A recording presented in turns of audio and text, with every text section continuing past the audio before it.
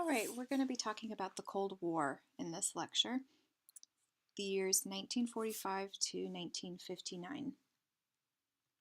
I want to start with looking at the origins of the Cold War.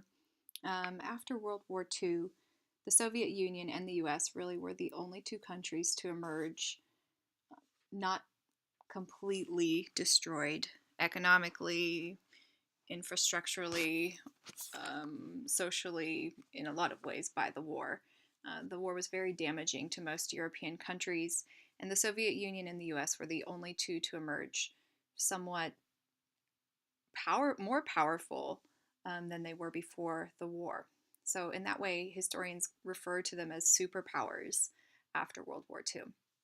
And both of these countries are going to be vying for influence in the world, and the Soviet Union being a communist socialist country, the US being a democratic capitalist country. They had very differing ideologies, and therefore were going to be competing against each other to influence up and coming countries and territories around the globe.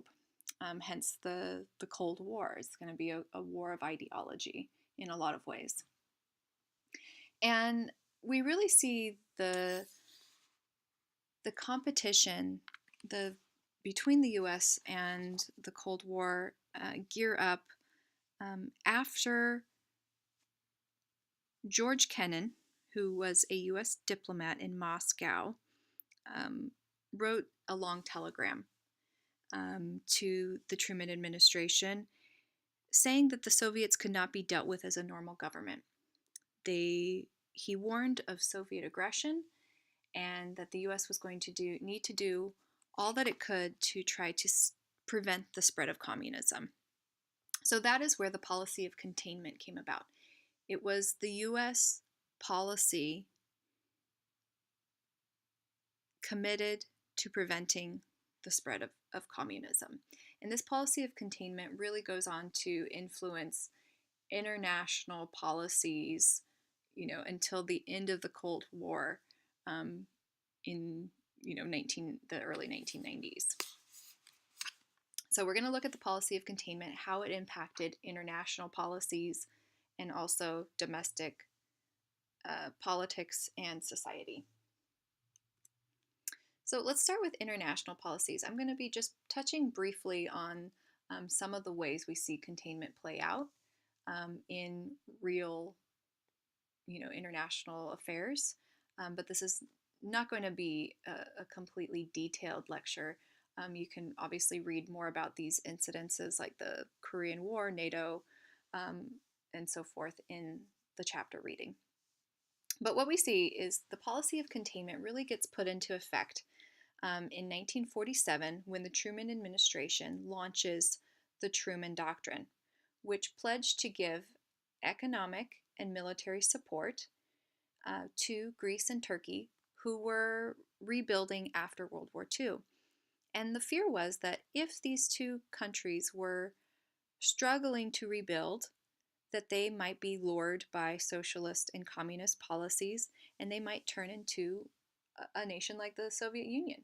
So what the U.S. decided to do was send, military troops in to help rebuild, and pledged the support of $4 million to these countries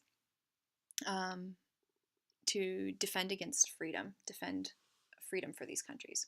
So the Truman Doctrine is the first example of how we see containment being put into effect in international policy. Soon after, we see the Marshall Plan that also was pledging economic and military support for European countries. We also see NATO, the North Atlantic Trade Organization, come about as a way for countries worldwide to pledge their support for, democratic free elections, capitalist policies,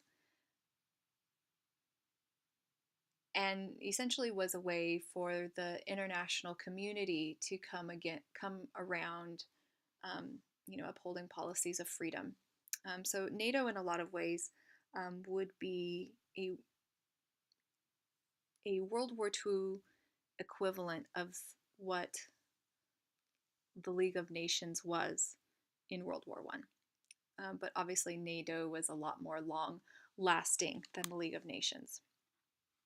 So NATO, really important to the Berlin um, blockade, and we see the equivalent in 1955 of the Warsaw Pact being, countries that were coming together in support of communist socialist practices.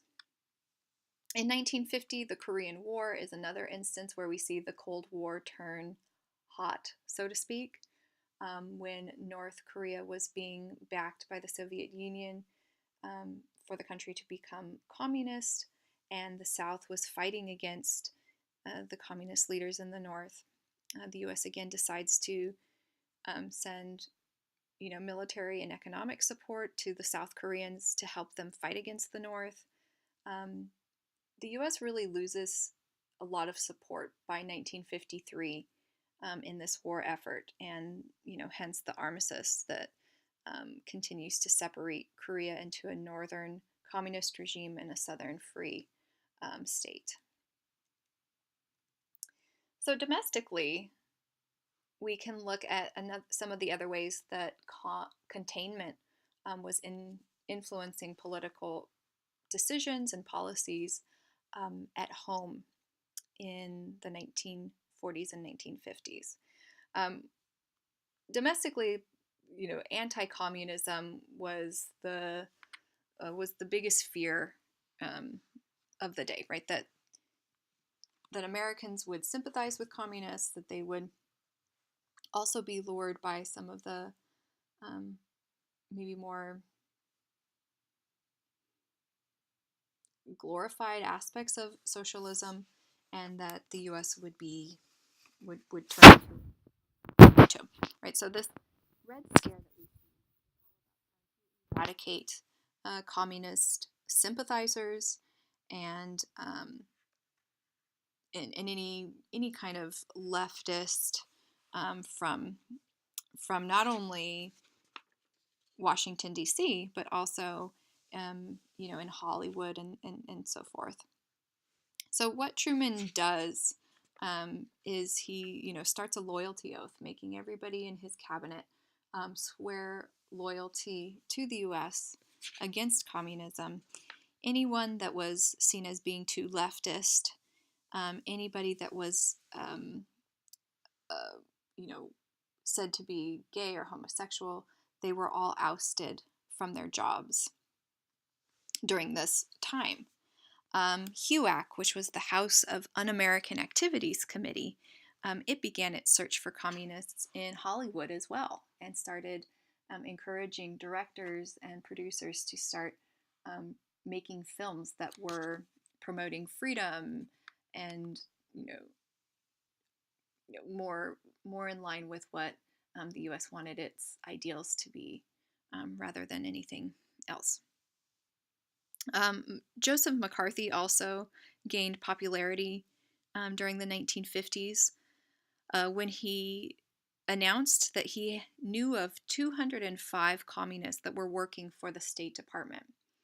This launched a series of hearings against, a lot of well-respected individuals in American politics at the time, in which McCarthy himself would almost have a hearing trying these people, asking them, past associations, if they'd ever attended a communist political rally, if they ever had any kind of leftist leaning in their past, they could be accused and they could lose their job.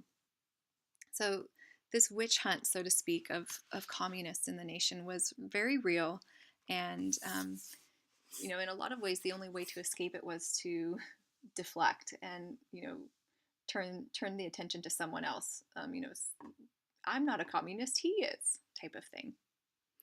The modern Republican Party at the time really took up the torch of this anti-communist crusade, and it started to eradicate a lot of what the New Deal had gained in terms of economic and political regulation in the 1930s, a lot of that started to be dismantled after World War II, because again, anything that was too left would be a sign of being too close in association to communist, and therefore we need to eradicate all of that. So a lot of the Republican Party after 1945 is going to be committed to a lot of deregulation and kind of promotion of individual liberty. In 1958, the National Defense Education Act is put forth, which gave funding to mathematics and science programs in public schools. And this really was, again, another way in which the US was trying to contain the influence of the Soviet Union and win this space race that was gearing up. Right? The idea was that if we can educate the future generation to, be smarter than the Soviets in science and math, then the U.S. will have the upper hand and a greater advantage. In 1954, the Brown versus Board of Education decision is decided by the Supreme Court justices, in which the Plessy versus Ferguson decision is overturned, and the justices agree that separate is not equal, and therefore having segregated schools is not in line with American values, and it goes against the 14th Amendment. So this is a very symbolically important case, and it really is going to launch the modern civil rights movement that we see coming in the 1950s and 60s.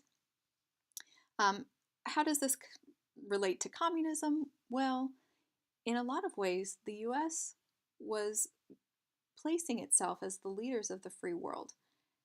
How could it be that the US is the leader of the free world when, African Americans who are citizens of the US are not able to vote? They're not able to,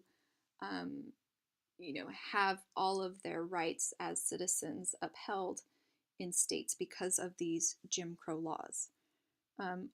The world was looking at the hypocrisy of this, and in a lot of ways, for the U.S. to, to live up to who it was saying it was going to be, it was going to need to really shed, so to speak, that last layer of institutionalized and political racism. So socially, we see a lot of remnants of racism continue on, but we see a lot of amendments towards a more just and equal society being made in the 1950s and 1960s.